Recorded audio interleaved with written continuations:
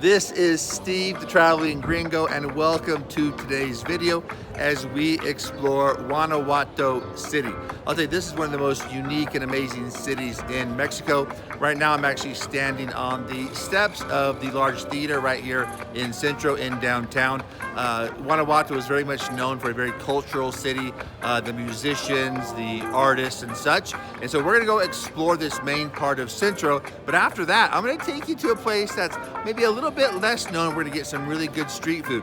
It's a plaza that's kind of off the beaten path where you don't see too many foreigners show up at. But I'll tell you a few things about Guanajuato that's very interesting.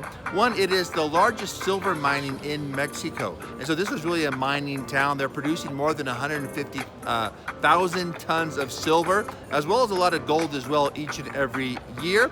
And it's also the #1 in the world for the foremost amount of tunnels getting into the city. And so it's more than 8 kilometers of tunnels that surround the city, more than 23 actual tunnels to drive through. And so it's kind of a crazy, different little city, super fun though. So I'll show you kind of the nicer part of Guanajuato, and then we're gonna go show you the little exciting, better, loudly, lively part as well. So let's go check out the city on the Traveling Gringo. Let's get it done. So these folks are out recruiting for the local play that they do daily here in Guanajuato. Obviously, this is kind of the Centro Plaza. As you can see, pretty crowded as it normally is. We've got our statues, the church. We've got some local artists. I hear mariachis going. So check out these paintings. These paintings, 50 pesos. That's $2.50 for a painting. This is what I call Restaurant Row. All the bars and restaurants. The other thing about Guanajuato, tons and tons and tons of rooftop bars that overlook the city. Super cool. You can hear the mariachis going.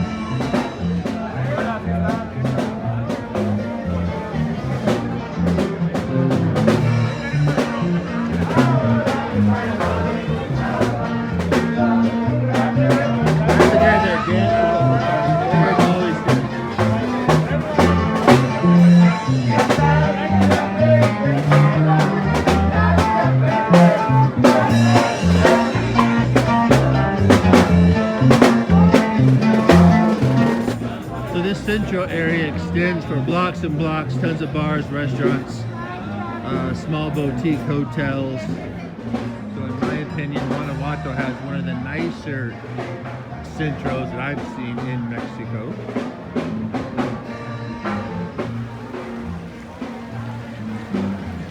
So this is kind of the nice downtown Centro Guanajuato where you get all of your tourism, especially international tourism. So if you want to get though down and dirty with the locals, more of a local Mexican tourism and such, that's where we're gonna head now because that's where the good street food is and it's really cheap as well. So we're gonna go there now.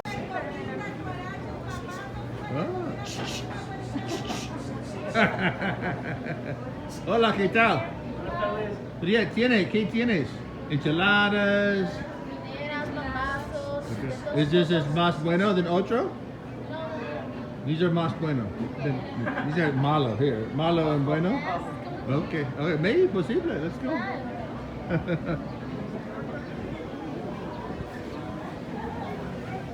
Enchiladas.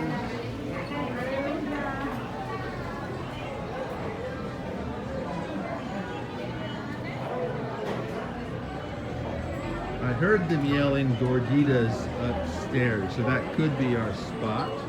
Hola! Oh, there we go. All right, so we're gonna go upstairs now and see what's up.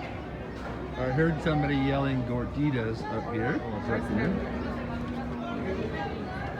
Hola. Hola, ¿qué tal? Buenas tardes. Buenas tardes. This is looking pretty good setup here. It's crowded, which means there's a lot of good food there since everybody's eating there. Look at that. Pues sí, quiero gorditas. ¿Tienes gorditas? Aquí hay gorditas, sopes, Gorditas. pambazos, guaraches. Ah, total, okay. Ahí se pueden sentar, aquí se pueden sentar, mira. Sopes, gorditas. No photo gorditas. Okay. Ahí Let me están keep las looking. gorditas. Okay. So lots of good choices. Lots of good choices. Lots of good choices.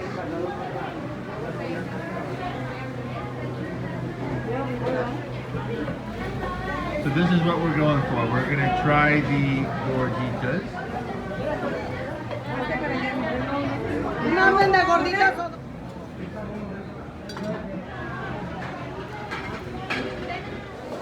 Okay, so we're grabbing the gorditas. We've got a beefsteak rojo, which is like a red sauce, steak in a red sauce. We have a chicharron, which is like, the pig skin, I guess, pig skin. And the third one, what's the last one? What do we get? Green steak and green salsa. Okay, so steak, then beefsteak in a salsa verde, a green salsa. So I'll show you what those look like. And it is loud in here, and so we'll see how it is. And it's 80 pesos for 3. So that's like a little over 20 pesos each one, 25 pesos. So like, a dollar. So like 80 pesos, like $4. So $4 for a dinner that's gonna feed 2 people. So we'll see how it is. Okay, so we got our gorditas. Let's do this that way. We've got a chicharron, a salsa verde, and a salsa rojo. So we're gonna knock into the rojo first.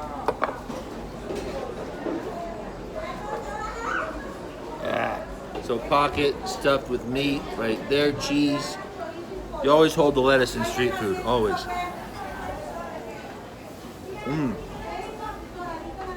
Yeah, that's solid. Then we've got verde green, then chicharron. You can see there, packed full of meat, cheese. Whenever you're eating street food, always hold the lettuce. Trust me. Here we go.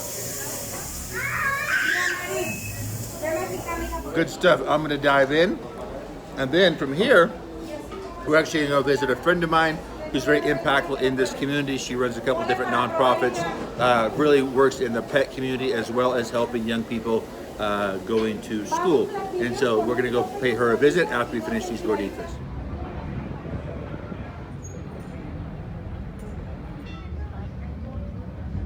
Some nice restaurants on the street. Always 2 for 1 margaritas. So I'm just headed back to the car. We're gonna go see Carolyn, and she runs a group called the Pet Lovers of Guanajuato. She's involved in a lot of different organizations, and here's why I love it, and here's why I really wanted to talk to her, is that rather than different organizations doing kind of different things or doing their little piece, she's actually creating an environment where everyone is working together. And so she's really brought the city of Guanajuato together to where people are working together to really control the pet issue. So from neuter and spade to adoption to all kinds of stuff. So it's going to be a fun interview and a fun chat. She's also involved, to my understanding, which I don't know anything about. We're going to go talk to her about it. But she's also does the accounting for an organization that puts young people through university. So pays their entire way through university and does a lot of things to help them out like that. So we're gonna go check all of that out. And on the way over there, we're almost back to the car. On the way over there, we're gonna be going through a whole lot of tunnels. So check it out, it's pretty cool. Again, Guanajuato, more tunnels than anywhere else in the world. So it's kind of a neat little thing about Guanajuato. All right.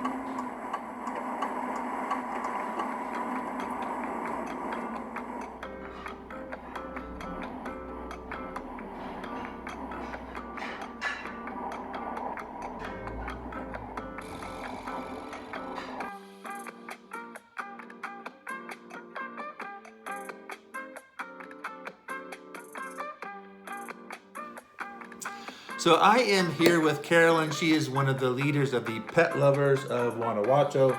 I know you're very active in a couple of different charitable groups here in Guanajuato. And so let's talk about the pets of Guanajuato, the animals, some of the work you do to really help some of these pets out. So tell us a little bit about what not only what Animales does, but then maybe some of the network that's in place where I know different organizations and people kind of have their hands in different areas, but it's amazing how everyone is working so well together, which you don't always see. And so you guys are really doing something right here. And so that's kind of why I wanted to get together with you. So talk about the network and kind of what you're doing to really help animals out in this area.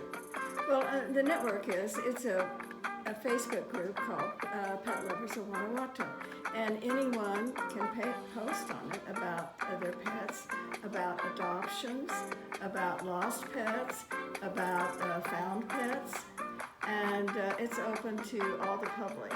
And there's a lot of people that go on there and post things about their pets. So you are the accountant for Animales, Yes. which does primarily sterilization of pets. Yes. So you're kind of partnered with veterinarians in the area, or how does that kind of work? Yes, there's several veterinarians, and there are vet students from the university that help also. Oh. And they have usually 2 sterilization clinics a month, and they're in towns around Guanajuato, the smaller towns, and in Guanajuato. And like the last one, they did 88 sterilizations that day. Wow. And they have lots of volunteers that come in because after the pets have been sterilized, of course, they have a recovery time. And so they have people sit with them. Mm-hmm. And they have the brochures to give to the people, to the owners, to tell them how to take care of the pets after the operation. Now I know that you guys are also kind of partnered with some organizations like in the U.S. where you're taking maybe animals from here and you're sending them back to the U.S. Yes, and to Canada. Oh wow, okay. So both, yeah. Julia is the one who does that. Mm-hmm. She takes the pets in. Animales pays to feed those pets, and she takes them. The organizations in Canada and the U.S. Pay her airfare. And for the pets, she can take like 5 at a time. Okay. And they go back to the U.S. and Canada to get forever homes. So if I lived in the U.S. and I was on this website and I saw, hey, I would really like to adopt this pet, I personally do not have to fly to Guanajuato to pick up the pet. I could actually have it somewhat delivered, or am I overextending my statement here? Well, you could like Uber Eats, it comes with but it's not it's like one city, so okay. You would have to go there. Okay. Okay. But now, you know what? I don't know. They might ship them from there even. Okay. That would be something to look into. Okay. Yeah. Okay. And so if I wanted to, let's say maybe I'm not even going to adopt a pet, but I wanted to maybe like donate some money or something like that. I wanted to partner with Animales. How would I do that? Or where could I find the right information? Oh, on the webpage, on their webpage, and also on Pet Lovers of Guanajuato. Some of the other organizations, you can get their names and how to donate to them also. Okay. So in the description, I will put both the Animales website as well as the Facebook group. And through those two, obviously, there's plenty of information to find whether you want to donate, whether you want to adopt, sterilizations. Whether you want to volunteer to help, because they need a lot of helpers when you have 88 pets come in to be sterilized in one day. Oh, I know. When I was here before, I was actually helping put food in some bags. Yes. And so I know there's been active feeding programs. So it sounds kind of like you all are fluid enough to whatever's kind of going on at a given time. You kind of say, here's the need, and we have enough resources and people, and maybe not enough, but you have some resources and people. There's always need more resources. And more people. Yeah, and more people. To kind of step in and really fulfill a need. So it's not always, we're always doing this exact thing rigid. It seems like there's some fluidity in getting the right organizations together to help. Is that fair to say? That's fair. Yeah, that was during the pandemic when everything in town was shut down. People had no jobs, so they had no money. And there were several food banks around town, around Guanajuato and in Marfil. And so we realized that there was a need for them to have dog food also. And that was why we were bagging the dog food. So feeding the people, but one of the people that had pets, you'd feed the pets as well. Now, I know you're also involved. You are very, very, so let me ask you, before we get into the other organization, How long have you been in Guanajuato? 3 years. Okay. And what was kind of your, maybe not your inspiration so much for Guanajuato, but you move out of the U.S., you come to Guanajuato, and then you say, you know what? I think I'm going to get involved in some animal shelters. Well, why invest your time in animal shelters? Well, I've always had animals. I've always loved animals, and like I was at one of their events, one of their fundraising events, and I decided that I should help out. And you have an amazing dog named Blue, and right now you're going to see Blue on your screen because it's an amazing dog, and Blue needs to be in this video as well.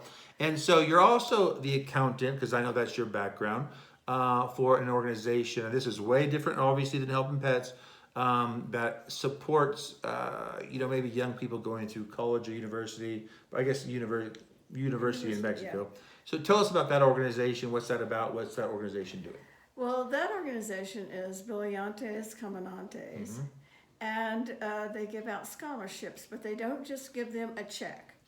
They give them money for every month. They take them the whole way for 5 years through college until they get their degree. They have mentors that help them along the way. They can get special tutors. We find tutors for them if they need to. Their mentor is the one that does this. And it just really, and all of these come from families that would not be able to afford to send their children to college, to university. And in fact, in most cases, they're the first ones in their family to graduate from a university. So I think you kind of answered my question that I was going to have as a follow-up there, but let me just bring clarification because I think this is important. So to qualify, not anybody can qualify necessarily for this scholarship. It's coming from quite impoverished families, so they're having to prove that. And they have to have a very good grade average. They have to have a 9 out of 10. Okay, so low income, but still very studious, that kind of thing. So since you're the accountant, I'm gonna challenge you and ask you a tough question here, because hey, I'm in the U.S. and I'm thinking, hey, I'm gonna donate some money. How do I know, the money's being used properly? How do I know? Again, there's, I think, some fear from somebody in another country going, I'm going to ship money internationally, and then I'm just kind of hoping that. So how do I know, as let's say a foreigner donating money to this, that money is educating a particular individual? And do I know who it's educating, or is it just kind of a random thing, or how does that work? Well, we have a list of all of the students and the mentors that walk them through the whole process. But you don't have to send the money internationally. We have a Bank of America account. You can Zelle it. So you can transfer it right there. You can transfer right from your American bank account. Yes. But as the accountant, you know that all the money's being used properly. I do know that as fact, which we know now since I started doing all the accounting. And out of all the donations that come in, of the total income, 6% is not spent on the students. It's only a 6% overhead. Yeah. And if you're not familiar with nonprofit organizations, oftentimes it's 50%, if not even more, gets used in administrative tasks and duties. And so only 6% is going to administration. Yes. So 94%. So if I gave, $1,000, let's just say, we're talking about, 900 and whatever, 90, whatever that is, that is actually going to education. I would imagine here in Mexico, what do you think would be an average amount of money to maybe send someone through for a 4-year degree? $6,000. $6,000. So if I really wanted to, if you want to be a sponsor, you pledge $6,000 at $1,200 a year. Wow, 12. So okay, 12. Whoa, okay, very for good. 5 years. Yeah. Okay, so $1,200. So you could go $1,200 a year for 5 years, and that would completely not only revolutionize an individual young person's life, but it's going to then revolutionize that person's family, their children, generation. It's really a generational impact for $1,200 a year for 5 years. Is that what we're kind of saying? And it's not just the education. If they need eyeglasses, if they need dental work, if they need any kind of medical work. So let's that take gets care of the paid whole for. person through that process. So give me this one, because I know I've put you on the spot, because listen, you're getting a treat here, because we came to talk about pets, and now we are talking about sending kids through college, which is awesome. Can you give us like one success story or one kind of testimonial maybe that's kind of spoken to you? Is there something that kind of comes up for you when I say that? And we'll kind of end it on that note. Maybe a good testimonial. Well, at the last concert I went to at Gene Byron, they had a little program explaining what Brillantes does. And then one of the students that had graduated, who now has a job at one of the automobile plants as an engineer in Leon. Oh, very good, very good. So here's someone that probably would have been earning a max of 200 pesos a day, which is about $10 a day, would be like an average, kind of like non-educated job. Yeah. To now someone who's being very, very successful, able to support, take care of their family and things along that line. Yes. So imagine you're taking someone from living on $10 a day, trying to support their family, to literally transforming their life. And their families. And their families. And not just their families, but then the next generation, the next generation, the next generation after. Very good. Awesome. Any final words of wisdom, whether it be about animals or students? Student animals? Do students act like animals a good deal of the time? I don't know.